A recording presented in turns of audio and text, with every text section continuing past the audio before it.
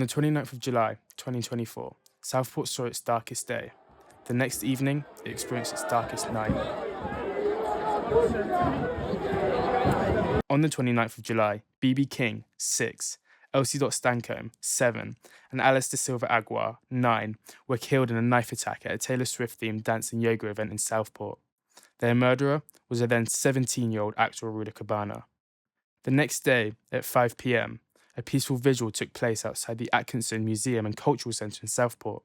Children blew bubbles, and others left flowers and heart-shaped balloons. This was overshadowed just hours after, as crowds began to gather on St. Luke's Road, close to the scene of the attack. Members of the public, some in balaclavas and face masks, surrounded and attacked the mosque on St. Luke's Road.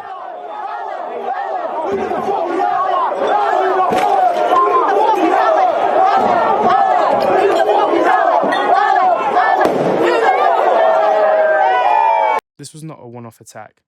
The next day, the violence spread to London, Manchester in the northwest, Hartlepool in the northeast, and Aldershot in the south. The spread of violence and hatred continued over the weekend, with riots on Saturday across England, in Liverpool, Blackpool, Hull, Stoke-on-Trent, Leeds, Nottingham, and Bristol, as well as Belfast and Northern Ireland. The next day, rioters tried to set fire to a hotel housing asylum seekers in the South Yorkshire town of Rotherham, attacking police officers in the process. Later, in Tamsworth, Staffordshire, a similar incident occurred at a Holiday Inn Express hotel, where it was believed that asylum seekers were being housed, with fires, smashed windows, and missiles thrown at officers.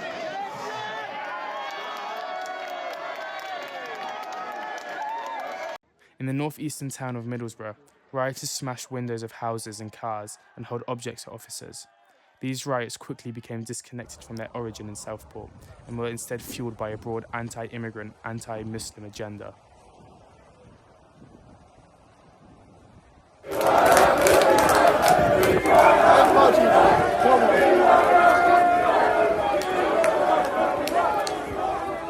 Police have said that those involved in the riots were mostly far-right agitators from outside their local communities.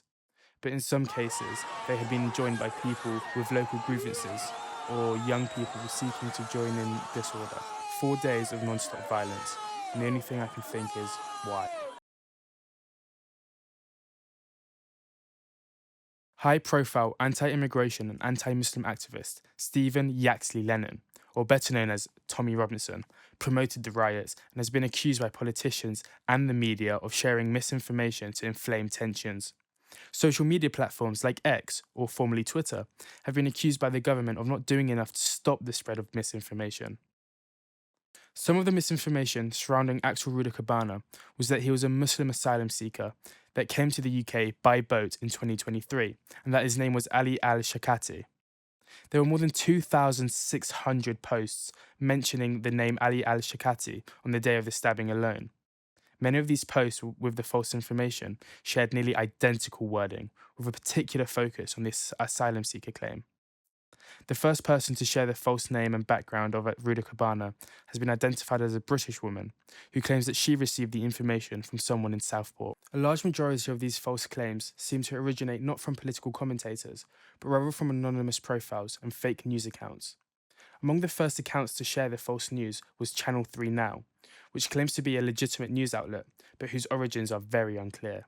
Even after Merseyside police confirmed that Ruda Cabana was born in Cardiff and that he had no known links to Islam, the misinformation endured. The discussion of the riot was hosted on regional anti-immigration channels on the Telegram app. Protest movements are often organised in closed group chats that cannot be accessed without an invite. Many of the accounts that shared the misinformation also had purchased blue ticks, which means that their posts would feature more prominently on others' feeds, as well as accounts with paid blue ticks appearing higher up when commenting on posts. They were based all around the world too, not just in the UK, with several right-wing American profiles boasting hundreds of thousands of followers becoming very involved. Because these posts were picking up so much traction and engagement, it was further promoted by X's algorithm. My feed, and I'm sure anyone else who logged onto X during these days, were dominated by these posts as soon as they logged onto the platform. Posts on X sharing this misinformation gained millions of views, with some of these posts being accompanied by Islamophobic and racist hate. And this isn't just about pushing out political agendas or the far right agenda either. Tragedies like this can be exploited online to accumulate likes, views, and follows, which can in then turn be monetized. 2024 has removed any doubt that Britain has a major problem with the far right. We are no longer a United Kingdom. In order to understand what this statement means, we must first understand what the far right actually is. Since the 1980s, the term far right has been mainly used to describe groups such as the English Defence League, or EDL, groups who aim to preserve what they perceive to be British culture, and those who campaign against the presence of non-Indigenous ethnic minorities. But this definition is changing. These riots were a product of the modern far right, a post-organisational far right. Originally, the blame for the riots were aimed at the EDL or on far-right groups travelling into towns and cities to take part in violence rather than locals. These explanations for the riots badly misconstrue the actual events. Whilst figures from formal organisations did not attend many of the riots across the country, Hope Not Hate, a UK-based organisation combating far-right extremism, found links between far-right groups including Britain First, Patriotic Alternative and the National Rebirth Party, the Northwest Infidels and more. The events were extremely organised and populated by individuals unaligned to any formal far-right groups. This highlights the fact that traditional structures and organisations no longer hold the same level of importance or influence. Modern technology and social media has enabled thousands of individuals to offer donations of time and sometimes money to collaborate towards common political goals outside of traditional organisational structures. These networks lack formal leaders, but rather have figureheads, often in the form of far-right social media influencers such as Tommy Robinson. The riots have underscored this shift in a number of ways. Most organising appears to have been conducted organically by localised social media groups and by unaligned individuals. This led to a probable higher turnout than if the mobilisation effort had been done by a national far-right organisation, as local voices tend to increase the success of word-of-mouth advertising. Many events organised in this manner lacked any clear leadership or structure beyond a meeting point and a time. This meant that the traditional march and speech format of most far-right events was discarded, being replaced with violence and destruction. The manner in which the agenda shifted, almost immediately, from the anger of the Southport attack to a generalised anti-migrant, anti-Muslim message, reflects the key preoccupations of the post-organisational far right. While there was no central organiser, the fact that many of the events recycled the same slogans, in particular, enough is enough, stop the boats, and save our children, it demonstrates their common sources. Robinson, I want to tell you, we're not people to be messed with. We're here to stand and show solidarity. We're going to stand on our feet, on our ground, and show you we're here. As with every cloud, this storm did have a silver lining. Ordinary people doing extraordinary things. Thousands of anti-racist, anti-fascist protesters took to the streets across the UK to counter a spate of far-right rallies planned to target immigration centres. After days of violence, the nation braced itself for more. Far-right groups on social media had called for protests to target visa processing centres and immigration lawyers' offices. These plans were thwarted by everyday heroes. Thousands of counter-protesters had gathered to guard the immigration centres and prevent them from being targeted by the far right, holding banners saying "Fight racism, stop the far right, and we'll trade racists for refugees." Racism has changed. Instead of being focused on genetic superiority, the new focus is now on culture and rallying against multiculturalism. Like the BNP, who'd say, "We're just protecting British culture, British jobs." Amongst their vast supply of anti-immigrant stances, one of their points would eventually enter the consciousness of mainstream politics: grooming gangs. In 2007, the Sunday Times released an article about what would eventually be called grooming gangs. It wasn't a legal definition used by officials, but instead a media term used to describe groups of men who groom children. The grooming gangs rhetoric was one of the biggest recruitment tools for the far right. The issue of so-called grooming gangs was on the BNP manifesto way before it becomes so mainstream. And it really makes you wonder, why did the BNP care about this story in particular? Was it because they were massive women's rights protectors? Or maybe because they were child abuse activists? No, it's It's because the perpetrators were brown. They hijacked hideous crimes and used it for their own political agenda. The BNP jumped on this story and focused on it as a specific topic around race and religion.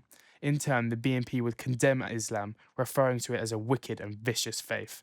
The BNP, following this story, would gain some success in small local elections. But most of Britain didn't buy into this, recognising that the actions of a few did not speak for the nature of a whole culture. The immigrant rapist story is one that gets used constantly throughout history over new immigrant groups, like the Italians when they moved to America. They take individual actions of people and then label an entire group responsible for it, as well as reporting on it endlessly to make it appear bigger than it is in reality. In the 2000s, the story of the grooming gangs was spreading. However, for the most part, it was regarded as fringe far-right propaganda. And then, in 2017, an infamous report was released. After a number of high-profile grooming gang cases, the Asian-run anti-extremist Quilliam Foundation released a report in which it concluded that 84% of grooming gang cases were committed by Asian Pakistani men, pinning it on their Muslim background. That these crimes were a product of their problematic beliefs in their culture and their religion, believing that the reason the abuse went on for so long is because the police were scared to make any arrests, fearing that they would be labelled as racist. This, in part, created the two-tier policing claim that would be echoed throughout the 2024 riots. See, this report, it was the perfect piece of propaganda. It allowed people to be justified in their xenophobic beliefs by moving the conversation away from race and towards culture. The timing of the Quilliam report was perfect as well. It was just after the Brexit campaign, which was a campaign with strong roots in reducing immigration. The Brexit argument was that the EU was forcing the UK to take on migrants who were simultaneously somehow stealing our jobs and also not working and living off of benefits. For a very large population of the British public, living standards since the 2008 financial crash absolutely plummeted. Austerity and many financial cuts to our public services have left many parts of the UK feeling neglected and forgotten. In this economic condition, this era of scarcity, it can be very easy to convince people that foreigners are competing for your resources. The Conservative Party, at this point, have been in charge for 14 years. To the British public, they now need to explain themselves. Why has the country only gotten worse and worse if you lot have been in charge? They were never going to turn around, hold their hands up and admit fault. They had a different tactic, finding a scapegoat. They tried to focus anger elsewhere, on people of different ethnicities, people of different colours, people of different religions. They do this by adopting far-right conspiracy theories. Islamophobia really took shape in the 2000s. There's a lot of context behind why. The 9/11 attack and the July 7th bombings really didn't help the situation. In the mid-2010s is where you start to see people like Tommy Robinson gaining popularity, as well as Nigel Farage and the UKIP party, all people who frankly got more attention than they deserved. They managed to shift immigration to the forefront of political discourse. Now look, don't confuse this with me saying that any conversation on immigration and asylum seekers instantly equates to racism. It isn't. Let's take a minute here to pause and take a look at some of the more reasonable arguments about migration. It does have its problems, especially when it's not being accommodated for. From June 2023 to 2024, 1.2 million people entered the UK, with net migration being at around 728,000. We are currently the most densely populated nation in Europe, at 429 people per square kilometre. With this many people coming into the UK, it's no wonder we're facing a housing crisis.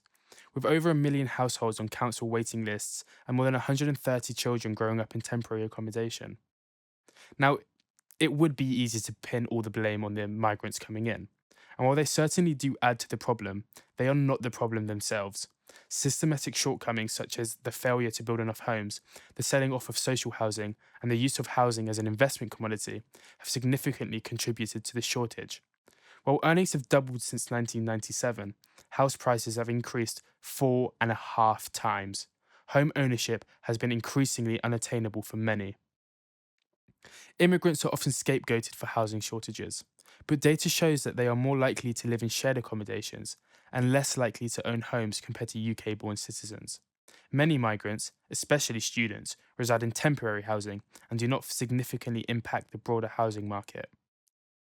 There's also this widespread belief that immigration brings a financial benefit to the UK, but unfortunately, the data does tell a different story.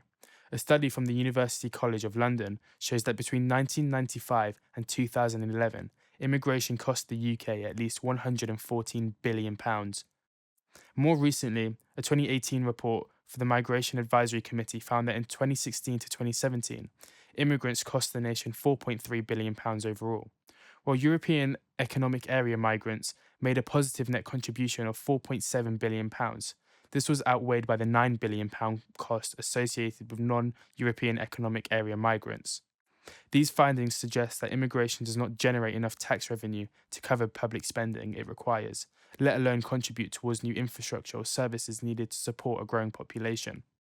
Yes, migration does have a contribution to the GDP, but it doesn't mean that ordinary people are better off. While immigration-driven population growth can increase total economic output, it hasn't translated into higher GDP per capita.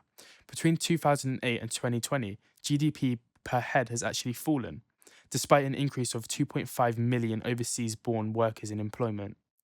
So while the economy has gotten bigger, individual prosperity has declined. Meanwhile, wage stagnation remains a real concern, with both UK-born and non-UK-born employment rising. The large supply of migrant labour has eased pressure on employers to raise wages. This has disproportionately affected lower-paid workers, especially those in the low-skilled service sector.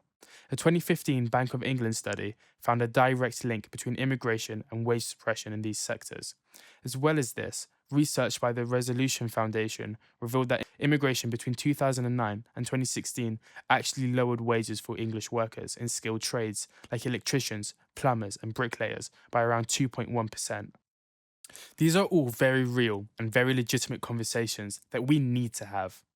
But if your conversation is to send them back, lock them up, or as former Reform candidate Andrew Parker puts it, get the young recruits there, yeah, with guns on the beach, target practice, to shoot them. then maybe you're part of the problem. The Quilliam Foundation's report on grooming gangs opened the door for these old BNP accusations that Muslims don't belong in the West, that they're stealing jobs, that they hate you. Because of the legitimacy given to these claims by the Quilliam report, old xenophobic tropes were just assumed to be true. All this coverage in the media of anti-Muslim, anti-immigrant, anti-refugee rhetoric has led Britons that have been surveyed that migration is the topic that they are most factually incorrect about, massively overestimating their crime rates, prison rates, asylum seeker rates, all thanks to the propaganda that we see every day in the media. As soon as the Quilliam Foundation report came out, it got ripped to shreds due to the fact that it did not cite where they got the data from. They present all of these numbers with no way for other researchers being able to review and confirm those numbers. This report is a definition of pseudoscience.